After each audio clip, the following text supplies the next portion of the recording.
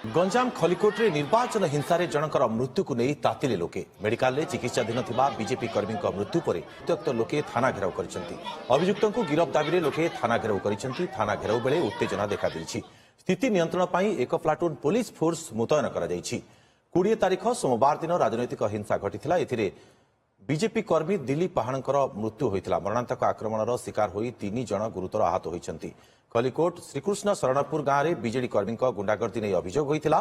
श्रीकृष्ण शरणपुर गांव में बीजेपी कर्मी ब्यानर मारुवा बेले यह विरोध कर आक्रमण होता अभियोग आसाला तेज जड़े गुरुतर को भुवनेश्वर स्थानांतर कर अन्य माने एबे भी एमकेसीजी चिकित्साधीन रही सेपटे राजनैतिक हिंसाकांड को नहीं पुलिस किंबा शासक दलर कौन प्रतिक्रिया मिल पारि नाही।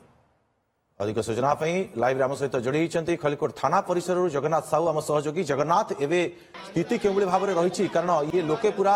उत्तेजना स्थिति अच्छा बर्तमान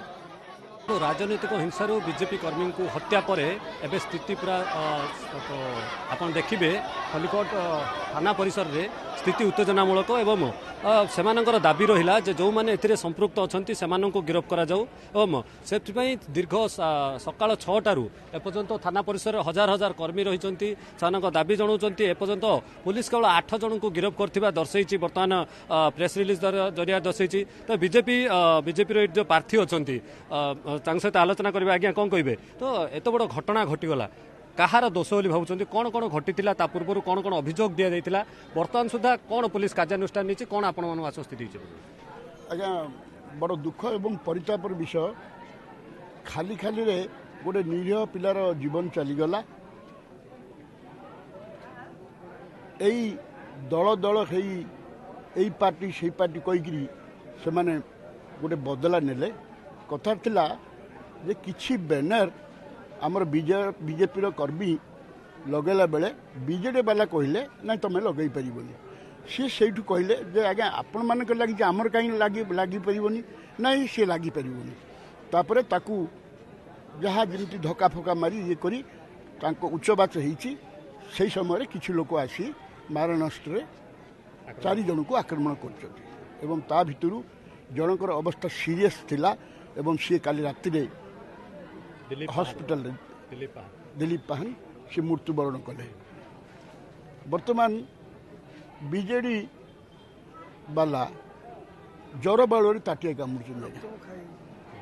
एवं शेष पाखे आउ किसी अस्त्र नहीं सी रक्तमुखा हो जाती इवेन आमर बहुत कर्मी की टार्गेट कर भिडियो रे ताकू एयरमार्क कर गोलई कर पुलिस किसी कार्यानुष्ठान नौनी कि पुलिस पूर्व अभियोग करथिला प्राय युवक आसिक पूर्वर अभियोग करथिले से एएसआई किए जन थिले तांकर सी रखिले नहीं एफआर रखिले नहीं हो ठीक अच्छे बुझा एवं तार 2-3 दिन पर परिणत हो अभियोग कर किसी पुलिस अधिकारी संपृक्त अच्छा किए से अधिकारी किए कौन संपृक्त आपणकर ये थाना रे 2टा कनेस्टेबल बहुत प्रकार उत्पात कर एंटी सोशल ग्रुप सहित नेक्सस अच्छी हाथ अच्छी एवं से आम एसपी कहलु तुरंत से 2 जन को हटातु से सब मेसेज लीक कर मोबाइल आप सर्च करूँ सी कौट कौट कथा एसपी राजी होती 2 जन को सी तुरंत ट्रांसफर कर सहित कॉल रेकर्ड करेंगे सी किमिति कौन सी सब एंटी सोशल सहित से जोगसूत्र रोचे कौन दाबी रहा आज्ञा हत्याकांड कौन मुख्य होची एठी जो 25 वर्ष राजनीति भितर आमे केबे देखिनु सुज्ञानी कुमारी देव तांको बंगला भितर ए प्रकार भोजी भातर आसर जमे मद मांस काली मटन रोषे 2000 लोक रोषे करी ए संपूर्ण ए जो मर्डर केस रो संपूर्ण दायी होती राणी सुज्ञानी कुमार देव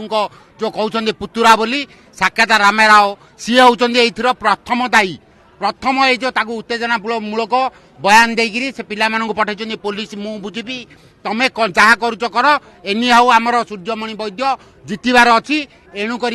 जो मर्डर केस होती संपूर्ण साकेत रामेराव ही दायी कौ अधिकारी अभियोग करमती तो घटना को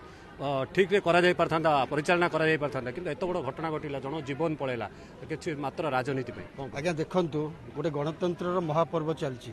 एठी जो प्रकार आईन श्रृंखला विपर्यस्त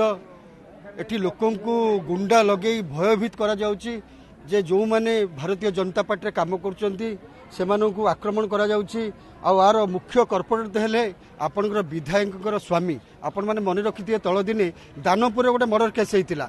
ଇଏ ସେଇ ଇନଭଲ୍ଭ ଥିଲେ କିନ୍ତୁ ଜାଣିଶୁଣି ତାଙ୍କ ନାଁକୁ କଟି ଦିଆଗଲା। ଏବେ ଆପଣ 2 ମାସ ତଳେ ଦେଖିଥିବେ କୋମଣ୍ଡରେ ଗୋଟେ ମର୍ଡର ହେଲା, ଏଇ ବ୍ୟକ୍ତି ହିଁ ସେ ଭିତରେ ଥିଲେ, ଜାଣିଶୁଣି ତାଙ୍କ ନାଁକୁ କଟି ଦିଆଗଲା। ଏବେ କାଲି ରାତିର ଘଟଣା 8:30ଟାରେ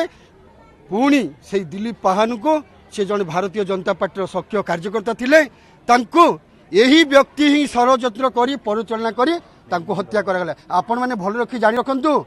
এই যে ଖଲିକୋଟରେ ଆଜି ଗୁଣ୍ଡାରାଜ ଚାଲିଛି, ରାଣୀଙ୍କର ପୁତୁରା କହୁଥିବା ପୁଅ କହୁଥିବା ଲୋକ, ରାଣୀ ଯେତେବେଳେ ବଞ୍ଚିଥିଲେ ଆମେ ସବୁ ରାଣୀମାନଙ୍କର ଲୋକ, ରାଣୀଙ୍କର ଲୋକ ଥିଲୁ,